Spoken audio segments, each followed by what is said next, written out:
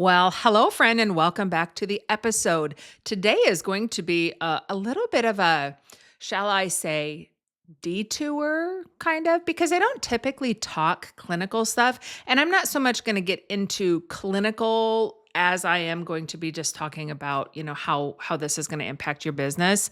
But I've been hearing the scuttlebutt. I've been getting the comments from my students. And so we are going to talk about that today.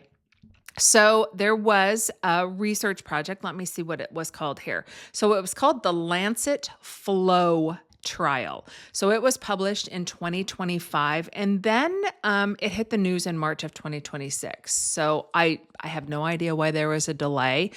So they're talking about this new sleep apnea medicine. Okay, so that's why I thought we would talk about it, because it kind of, when this stuff comes up, it can just make us feel more reactive in thinking, here's another thing that's going to affect my business. AI continues to affect a lot of industries out there. And so this is one of those areas where for us as myofunctional therapists, that it could just be a stressor. Okay. So I know that it's not a matter of if you see it in your practice. I know that it's a matter of when. So we're going to just kind of be diving into, I have it broken down into what I call 3 truths to kind of flip that story. So the first thing, let's talk about this medicine. So let me first give you a little bit more. I have it written down here. So this medicine is a repurposed epilepsy drug. And it is, in this study, it's reducing breathing interruptions by up to 47% in people with moderate to severe obstructive sleep apnea. Okay. And so the other interesting thing that I found is that when I was doing my research on this, I did not know this, but in December of 2024, the FDA approved the use of tirzepatide, which is a GLP-1, so that's the Zepbound, for obstructive sleep apnea. So stay tuned on that. We're going to be having that conversation too. But anyhow, so that's the thing with the medicine. So let's talk about more about that. So what it actually is. So the drug is what is called a carbonic anhydrase inhibitor. So don't panic at the name. You don't have to memorize that.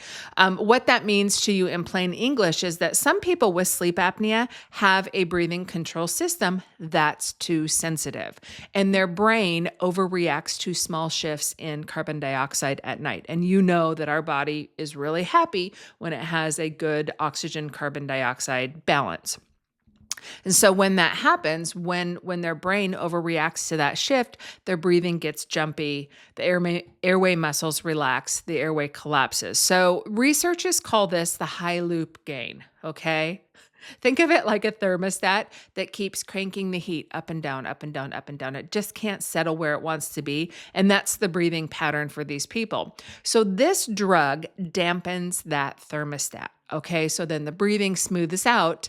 And here's the part that you're going to love. The researchers also found that it improved upper airway muscle tone. Their words, not mine.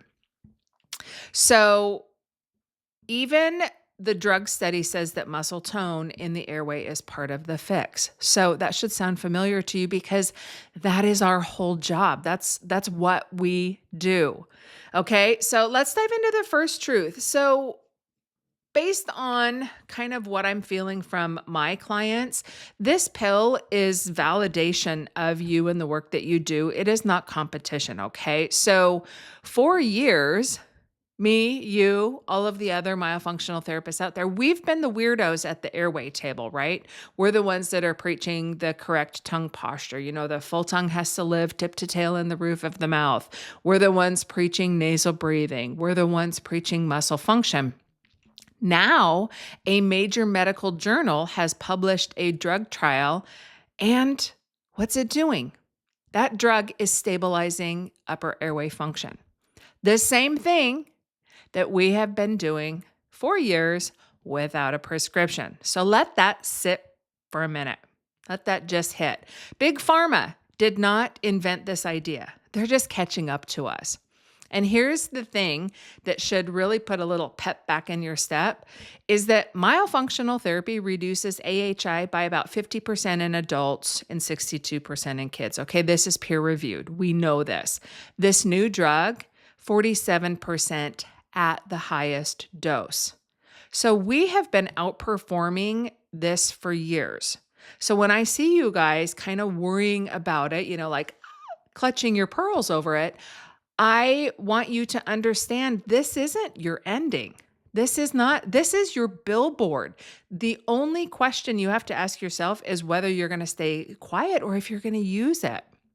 Okay. Truth number 2, the pill expands your market. Okay. It doesn't shrink it. So where most therapists are getting it backwards, they hear about this sleep apnea drug and they think that it is competition, and that's wrong. It's dead wrong. When a story like this drops, it has nothing to do with the drug, okay? When a story drops like this, so many people, millions of people, are going to be thinking about whether they have sleep apnea or not. They're going to Google it. They're going to ask their dentist. They're going to mention it to your spouse. And you know what that is for you, my friend? Yeah, that's called free awareness. That's called free marketing. And it's paid for by big pharma's marketing budget, dropped right into your lap.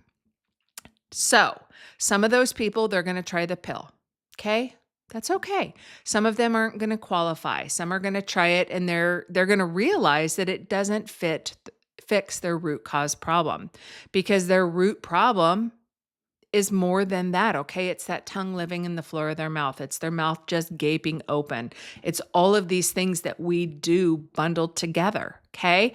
And if your audience is anything like mine, a lot of these people are going to want a non-drug option from day one. My clients come to me, they wait on a waiting list because they want to work with me. And many of these people, I would say they're very forward thinking. They're very cutting edge wellness minded. Okay. So they don't want a pill. I know a lot of society just wants a pill and a potion, but these people are not them. So for every one of these people, the door is cracking open for you. Okay. The people who don't want that drug remedy. But the catch is that the door only matters if you're standing in it. The therapist who panics and doesn't do anything with this information, they're going to miss the whole wave. The ones like you who show up, post about it, send it to your email list. Friend, if you don't have an email list, then you definitely need to be in the Profitable Myofunctional Therapist, because that is real estate. That's marketing real estate that you own. Okay? That's a conversation for a whole nother day, but shameless plug. If you don't have an email list, you need to be in the program. So therapists who are posting about it, they're emailing their list about it, they're mentioning it to their boss, they're talking about talking about it with their dental colleagues. These are the ones who are going to get clients from it. Okay.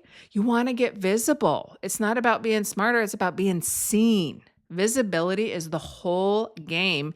And the market just handed you the biggest content week, month of the year. You want to ride that wave, my friend. Truth number 3, you're the root cause option. I love that. I love that. You are the root cause option. Own it. So here's what I want you to never forget. Pills treat symptoms. CPAP treats symptoms. Oral appliances treat symptoms. Okay, all legitimate tools. I'm not here to stomp all over any of them. CPAP save lives, period. I get it. But let's also remember, my friend, that compliance with a CPAP is actually less than 40%. Okay. None of these items address the root cause. None of these address why the airway is collapsing in the first place. This is your lane. You are not in the instead of business. You're in the fix what nothing else can business. And I love that. I don't know if you have experienced that with your clients, but in my clinical world, I love the fact that I just tip over that domino and it transforms these people's lives. It is so rewarding. Okay. The pill is not going to teach where the tongue lives. Okay. The pill is not going to teach tongue on the spot and the full tongue resting tip to tail across the roof of the mouth. It's not going to do that. A mask from the CPAP, not going to retrain the swallow. Okay. Not going to work on that behavior modification of getting the mouth closed, the lip sealed, the tongue up, all of that stuff. And an appliance isn't going to do that either. It's not going to fix what else is going on. Only you can do that. Okay. So if you're multitasking, pay attention to me here. Say this with me. I don't compete with the pill. I address what the pill can't. I love that. I don't compete with the pill. I address what the pill can't. Okay. That is your anchor. That is your positioning sentence. That is what you say when somebody, one of your potential clients, asks you. That's what you say when the skeptical spouse pushes back. You are the root cause option. Own it. Okay. I don't compete with the pill. I address what the pill can't. So now I have a 3-part framework. What you should do when somebody asks about this. Okay. Can't I just take a pill? Remember I said society just wants pills and potions, right? So I'm going to just hand you what I would call the script. Okay. Because this conversation is coming, whether you've already had it or not. It's coming. Okay. 3 steps. Number 1, validate the question. So don't get defensive. Okay. Don't side. Don't act like they're insulting you. You just want to say something like, oh, that's a great question. The research on these new drugs is exciting. It's, it's nice that we see a pharmaceutical option for sleep apnea. That's it. Okay. 1 sentence, done. You just positions yourself as an informed, current, and unbothered person. And if you're not, go get informed about it. Go read up all on it.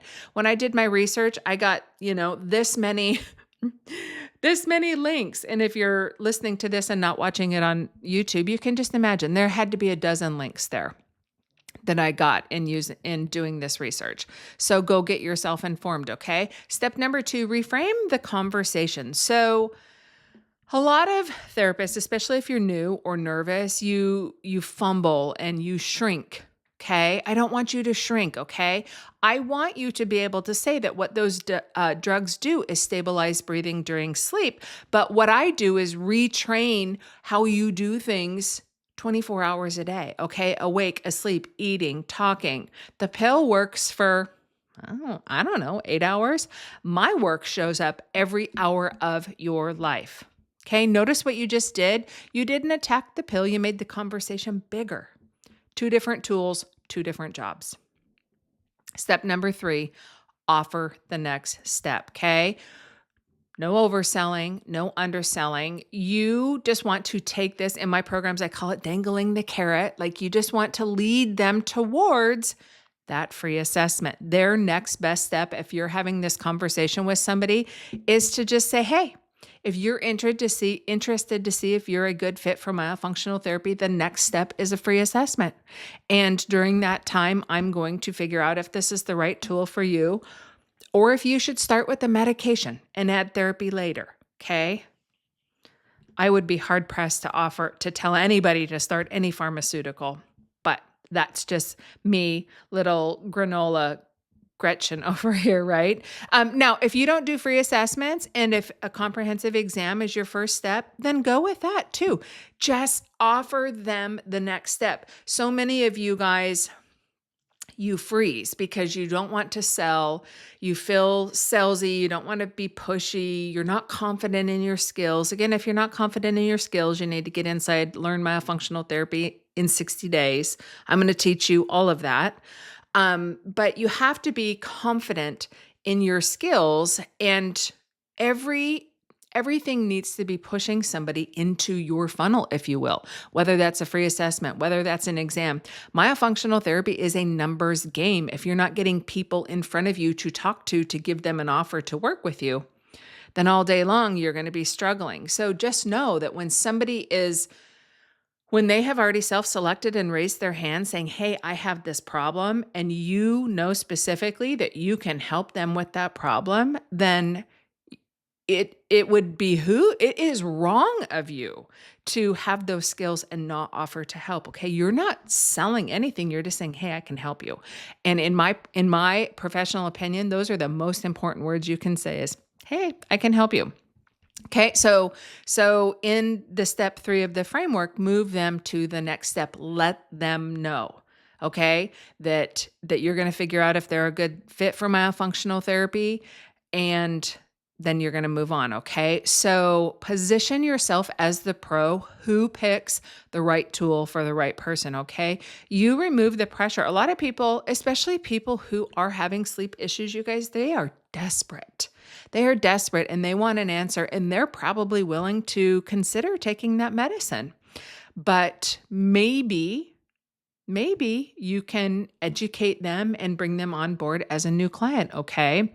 So that is how I think you're going to convert clients in this whole scenario. Okay. So go do your research, get brought up to speed on it. Wherever you're watching this, I will make sure that you have these research sources about the Lancet Flow trial. I'm also going to put the research here for the FDA approval of the tirzepatide for obstructive sleep apnea. I might completely be behind the ball on that, but you can bet your girl is going to be going to research that. So my friend, that's all I have for you today. Until I am back next time, go build a life that you are bonkers about. And I'm going to be back soon to talk about more ways to start, grow, and simplify your myofunctional therapy business.